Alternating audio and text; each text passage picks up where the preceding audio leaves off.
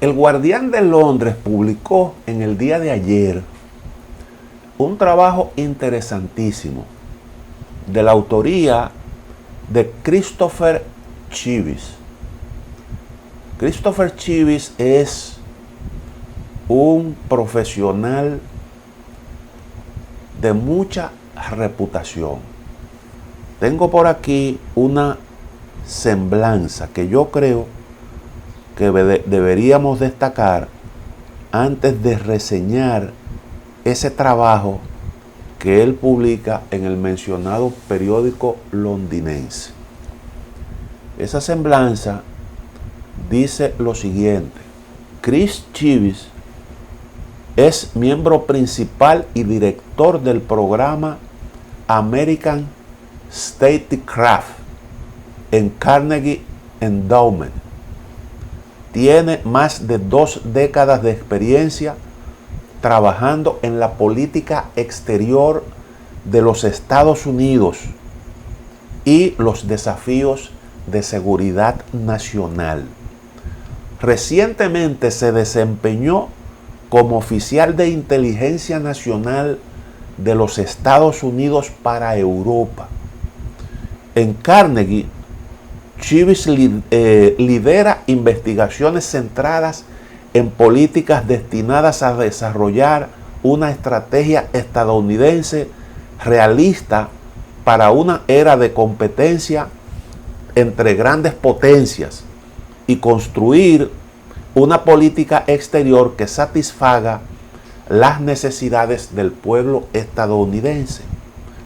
La experiencia de Chivis con la política exterior de Estados Unidos abarca el gobierno, la academia y el mundo de los think tanks, o sea, de los centros de pensamiento. Antes de unirse al Consejo Nacional de Inteligencia, fue subjefe del Programa de Seguridad Internacional RAND Corporation y trabajó en el Departamento de Defensa. También ha ocupado cargos en múltiples universidades y centros de estudios de los Estados Unidos y Europa. También es autor de 3 libros académicos y varias monografías y artículos.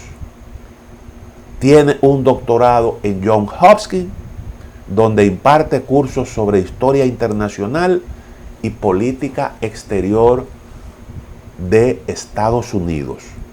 Ese señor, que es todo eso que acabamos de ver, acaba de publicar ese trabajo que lleva como título: he estudiado las posibles trayectorias de la guerra Rusia-Ucrania, ninguno es bueno. Y en resumen, lo que él sostiene es la tesis siguiente: hay 2 caminos probables: una escalada continua, potencialmente a través del umbral nuclear, o una paz amarga impuesta a una Ucrania derrotada. Eso dice este señor, experto en estos asuntos. Nosotros aquí habíamos hablado de 3 opciones. Él las reduce a 2. ¿Cuáles fueron las 3 que nosotros planteamos?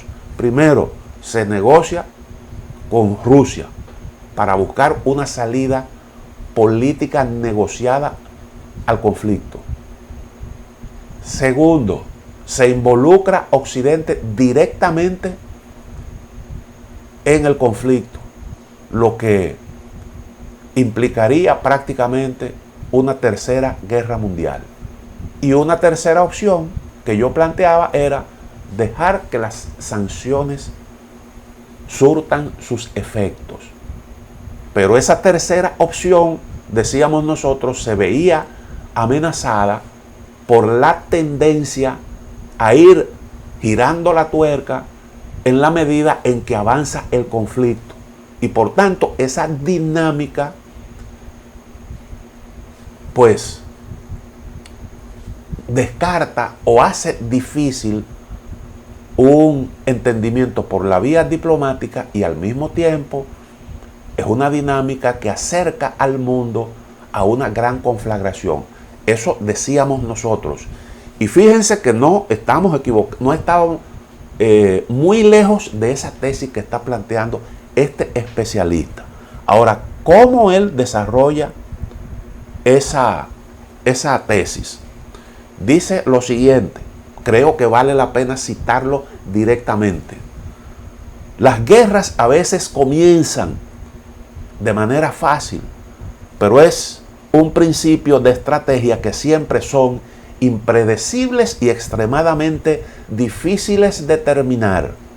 La guerra de elección de Putin en Ucrania ya se está intensificando más rápido de lo que la mayoría de los expertos habían imaginado hace solo una semana. Ahora ha rodeado las principales ciudades ucranianas con su ejército y amenaza con arrasarlas con armas termobáricas, municiones en racimo y misiles guiados. Esto aterrorizará a la población civil y podría desmoralizar a la incipiente resistencia ucraniana. Podría escalar el conflicto a otra región, como los Balcanes, donde se enconan conflictos de larga data y Rusia tiene una extensa red de servicios de inteligencia y seguridad. Puede apagar las luces de una ciudad importante de Estados Unidos con un ataque cibernético. Lo más aterrador es que ha elevado el nivel de alerta de las fuerzas nucleares rusas y puede estar considerando introducir la ley marcial. Recuerden que nosotros aquí hablamos de que cuando se entra en una dinámica de guerra del tipo que estamos viendo, siempre hay la tentación de producir respuestas en la medida en que te van golpeando. Y entonces eso hace que las cosas fácilmente se puedan salir de control. Es lo que está planteando este especialista. Naturalmente, siempre en todo esto hay unos cálculos que parecen, que rayan en lo especulativo, pero esos son escenarios que tú tienes necesariamente que contemplar. Sigue diciendo, mientras tanto la OTAN, el G7 y una serie de otros países han elevado el dial del castigo económico a niveles sin precedentes. Varias naciones europeas que antes habían dudado en involucrarse militarmente en el conflicto, ahora lo han hecho, enviando armas y financiando la resistencia de Ucrania. Un número creciente de voces en Washington claman por un enfoque más agresivo por parte de Estados Unidos y la OTAN, presionando a la Casa Blanca para que apoye a la insurgencia ucraniana con un amplio menú de armas o incluso pidiendo a la OTAN que imponga una zona de exclusión aérea sobre Ucrania. Esa es una situación muy real, porque lo que estamos viendo se asemeja a aquellos pleitos, aquellas peleas en el Coliseo Romano, donde la gente pedía sangre. Y es difícil en un ambiente como este, en donde gente, aliado tuyo, el caso por ejemplo de Zelensky, bajo asedio, pidiendo ayuda, pidiendo que le suministren armas, que le den apoyo de todo tipo, y además a nivel interno en cada país, mucha gente conmovida por todas esas imágenes que se están viendo en televisión, reclaman acción. Y entonces en política eso tiene una presión enorme, pero a nivel de los aliados también hay presiones, porque siempre hay los más aguerridos, aquellos muchas veces que son los que menos pueden y que tratan de inducir a los que más pueden a la acción. De todo eso hay. No estoy dando por cierto todo lo que dice el especialista, pero creo que está pintando un cuadro que se asemeja bastante a la realidad que vemos hoy en día. En medio de esta escalada, los expertos pueden desarrollar una cantidad infinita de escenarios de ramificación sobre cómo podría terminar esto.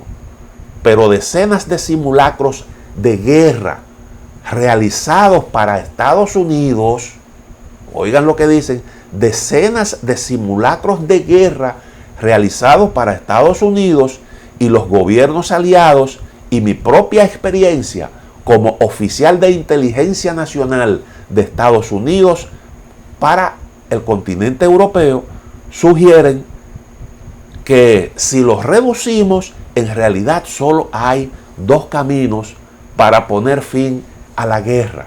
Uno, una escalada continua, potencialmente a través del umbral nuclear, y otro, una paz amarga impuesta a una Ucrania derrotada que será extremadamente difícil de digerir para Estados Unidos y muchos aliados. Nosotros siempre hemos dicho, bueno, estamos viendo un ejército ucraniano que está dando el frente, muchas imágenes que hablan de que hay una resistencia, pero en el fondo, el avance ruso ha sido sostenido con un desenlace previsible. Y entonces eso hace prever una situación difícil, porque siempre sosteníamos aquí, mientras tanto, mientras Putin hace la guerra, todo el mundo lo condena, le imponen sanciones, él no tiene absolutamente logro que exhibir, pero llegará un momento en el que eso cambiará, y entonces tendrá un gran trofeo que sería el sometimiento de Ucrania a su control. Y entonces ahí, bueno, pues viene el escenario que cambiaría y comienza otra fase del conflicto. Una pequeña pausa para continuar ahí mismo donde nos quedamos. Sigue diciendo el especialista en estos asuntos de inteligencia, Christopher Chivis, lo siguiente en ese trabajo que comenzamos a reseñar en el segmento anterior. Putin enmarca deliberadamente su operación en Ucrania de la misma manera que Estados Unidos ha enmarcado sus propias operaciones de cambio de régimen en Kosovo, Irak y Libia, acusando a Ucrania de haber cometido violaciones de derechos humanos y de ser un terrorista. En buena medida, Putin lanza la ridícula información de que Ucrania es fascista. Son hojas de parra transparentes para lo que no es más que una guerra de imperialismo bruto. A juzgar por cómo están las cosas ahora, Putin, que ya ha invertido tanto en esta guerra, parece poco probable que se conforme con algo menos que la subyugación completa del gobierno ucraniano. Si el ritmo desigual actual del progreso militar ruso no logra el trabajo, la estrategia más probable para hacerlo es hacer un ejemplo de una ciudad como Kharkiv.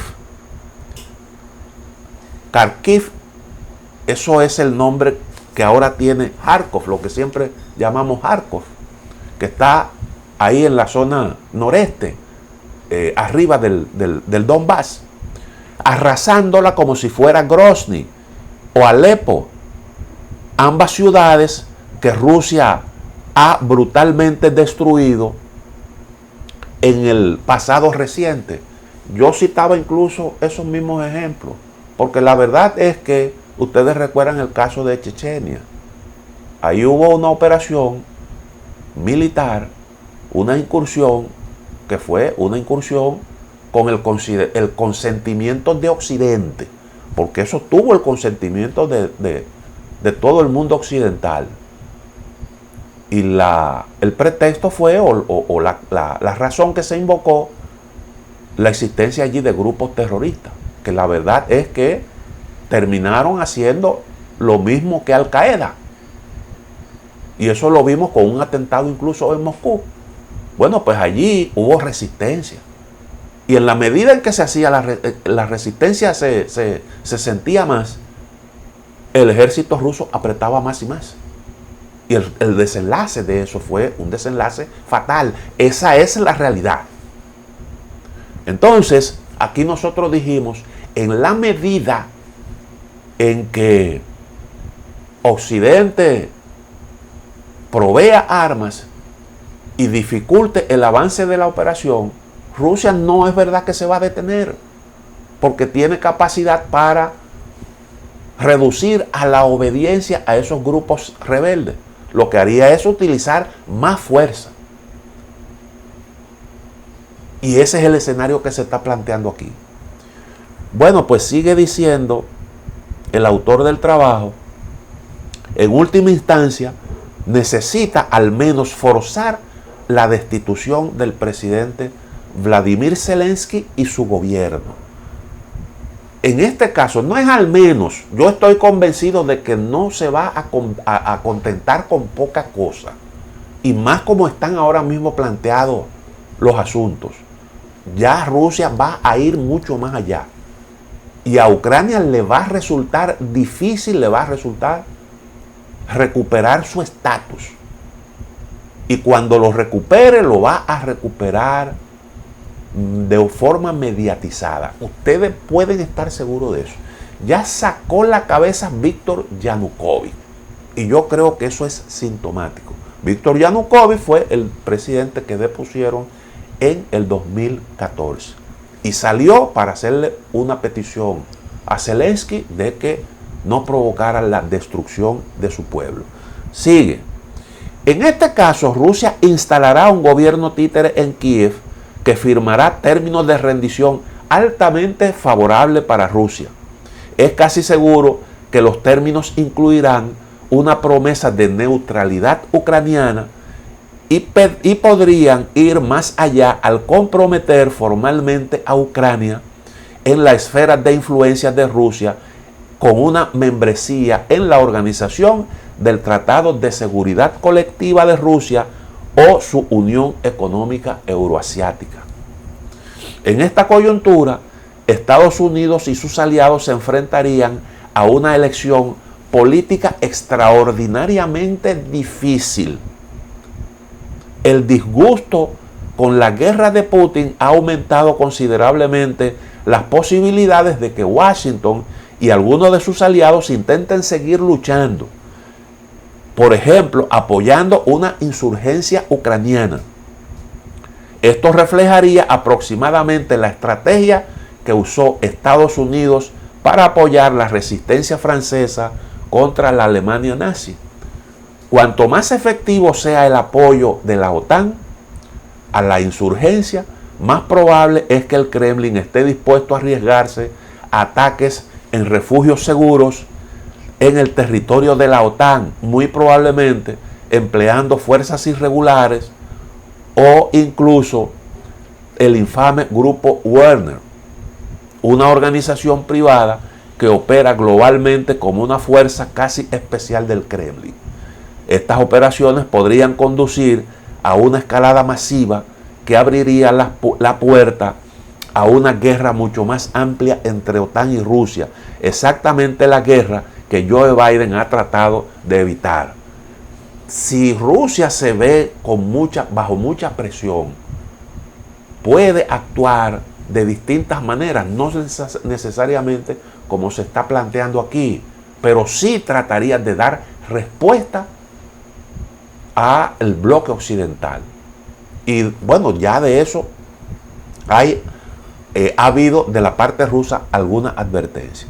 Alternativamente, la insurgencia podría debilitar en gran medida a las fuerzas rusas.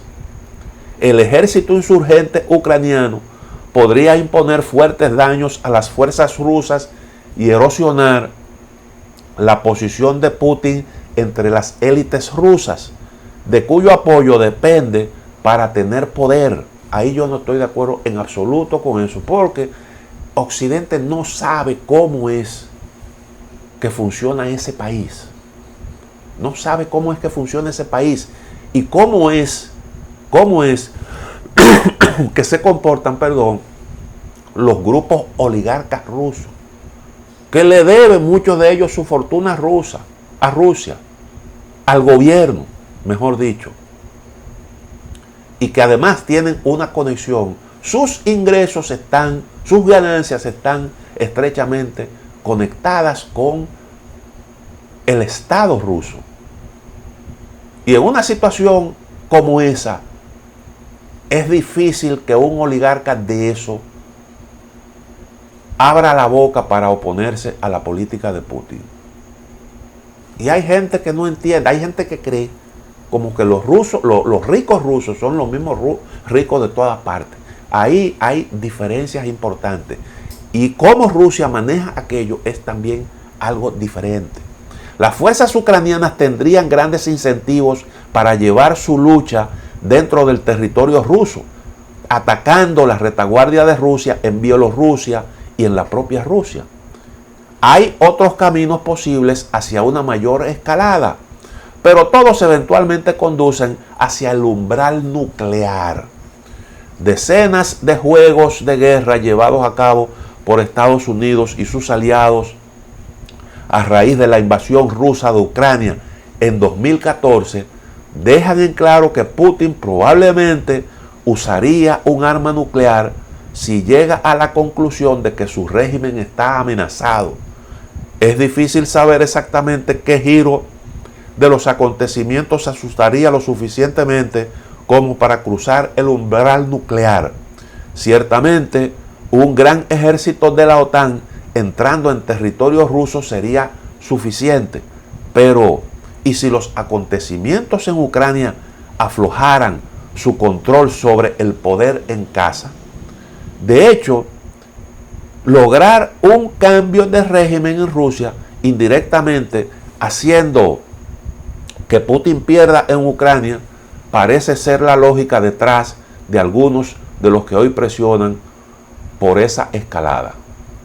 Atravesar el umbral nuclear no significaría necesariamente un intercambio nuclear total inmediato. En otras palabras, una guerra termonuclear global, pero sería un evento crucial extremadamente peligroso en la historia mundial.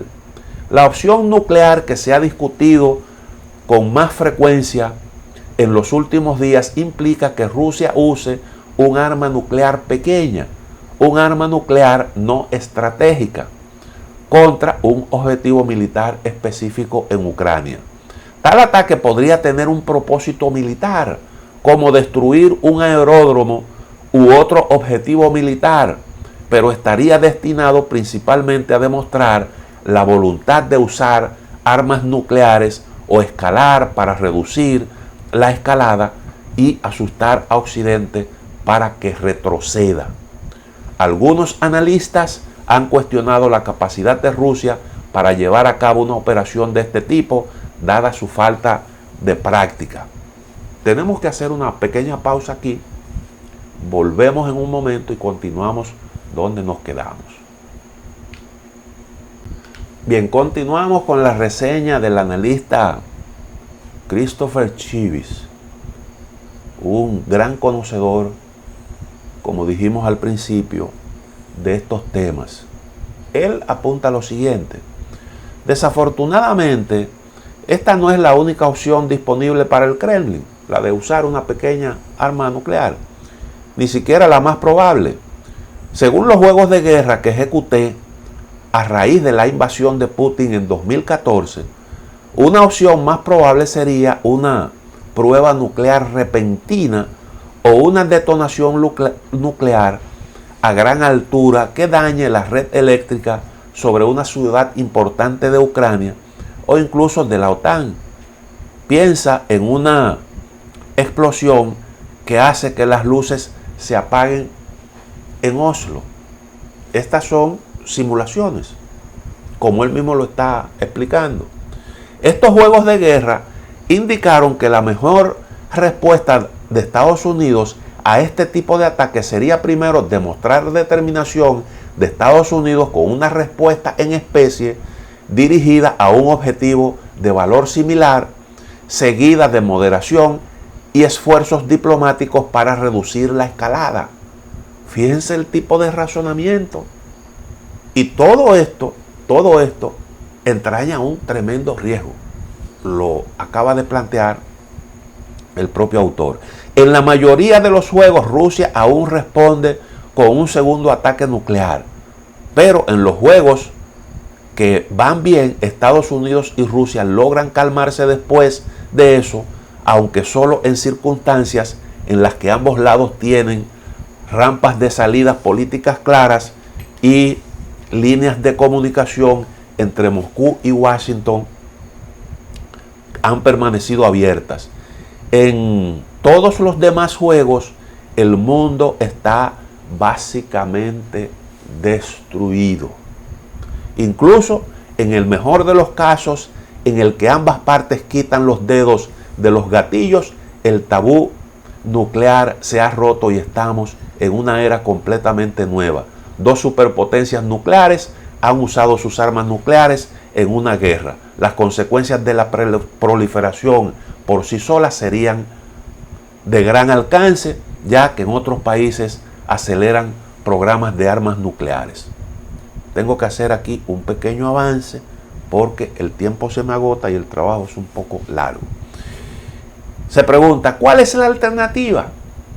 Una vez más, son posibles infinitos escenarios y ramas, pero hay uno único básico que ayuda a simplificar el pensamiento. Comienza con un esfuerzo para evitar una mayor escalada hoy. Hasta ahora, la administración Biden ha restringido sabiamente la participación militar directa de Estados Unidos en el conflicto. Pero resistir el creciente coro de voces que presionan por una escalada puede ser difícil en los próximos días si las fuerzas rusas devastan las ciudades de Ucrania.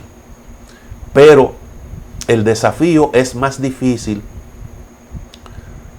Pero el desafío más difícil se encuentra un poco más adelante con el escenario descrito anteriormente. ¿Cómo responder si Rusia impone un régimen títere en Ucrania? Esto pondría a Estados Unidos en la posición casi imposible de tener que elegir entre una mayor escalada y comprometerse con los mismos principios que lo llevaron a la guerra en primer lugar: el derecho de una nación como Ucrania a ser libre e independiente de la subyugación al dominio extranjero. En este escenario, la administración Biden tendría que mostrar un liderazgo y una fuerza extraordinarios para mantener unida a su coalición y orientarla hacia la moderación. Enfrentaría niveles extremadamente altos de presión por parte de las capitales europeas, los grupos de presión ucranianos y otros para rechazar al gobierno títere y seguir luchando, tal vez reconociendo un gobierno ucraniano en el exilio. La administración ya se enfrenta a llamados de los rincones más agresivos de Washington para adelantarse a cualquier acuerdo negociado para la guerra. Es probable que las emociones tengan un efecto mucho mayor en las democracias libres que luchan por Ucrania que en el autócrata sentado en el Kremlin, pero afectarán a ambos lados. A medida que aumentan las perspectivas de negociación, disminuyen aún más. Esto nosotros aquí lo hemos sostenido. Esta parte para nosotros siempre ha estado clara. Fíjense que, bueno, ya en Estados Unidos la discusión, a Biden lo están acusando de ser flojo. Ese es el discurso de Donald Trump. A mí Putin no me hubiera hecho eso. Tú te equivocaste cuando saliste de Afganistán, eres un flojo y el asunto ha llegado a la situación en que está porque tú eres un flojo. Y entonces Biden ha respondido parando la importación de petróleo ruso, que por cierto es una medida poco significativa, porque aproximadamente un 1% de todo el petróleo que exporta Rusia va a Estados Unidos, y la importación de petróleo ruso en Estados Unidos es también menor al 1%. De manera que eso no es una decisión que va a tener, que va a gravitar poderosamente y que va a dañar la economía rusa de manera significativa, como mucha gente entiende.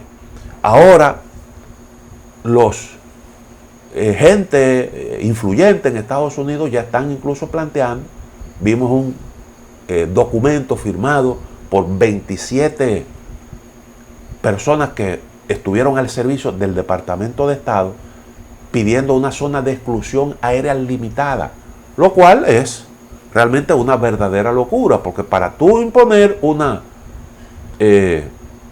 zona de exclusión, tú tienes que atacar la defensa antiaérea del enemigo, para entonces tú tener el control del espacio aéreo, y tienes que estar en disposición también de atacar a los aviones que ingresen al suelo ucraniano. Eso es una confrontación directa. Eso de zona de exclusión aérea limitada es realmente una verdadera locura, pero ya eso se está sugiriendo. Significa que los ánimos se han caldeado y la gente está pidiendo cada vez más acciones en la medida en que ven a una Ucrania acorralada por el ejército ruso, con unas imágenes que se difunden por ahí que son realmente desgarradoras. En este escenario, la administración Biden tendría que mostrar un liderazgo. Bueno, esa parte ya lo dijimos. Según seguiría abierta la puerta de la OTAN a una Ucrania dominada por Rusia, probablemente, pero sería similar a afirmar que la puerta de la OTAN está abierta a Corea del Norte o a Irán, que en teoría lo está. Todas las consecuencias probables de este conflicto serían la creciente acumulación de fuerzas convencionales en la frontera entre OTAN y Rusia, mayores niveles de gasto en defensa en los Estados Unidos a expensas de los programas nacionales, el fin de los esfuerzos para reducir la postura militar de los Estados Unidos en Oriente Medio y menos recursos para la competencia estratégica con China.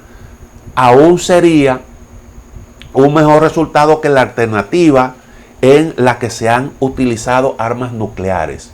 O sea, todo esto sería, en ese escenario, esas serían pérdidas para Estados Unidos. Por eso es que yo digo que hasta ahora mismo todos los cálculos es que el único que está perdiendo es Rusia.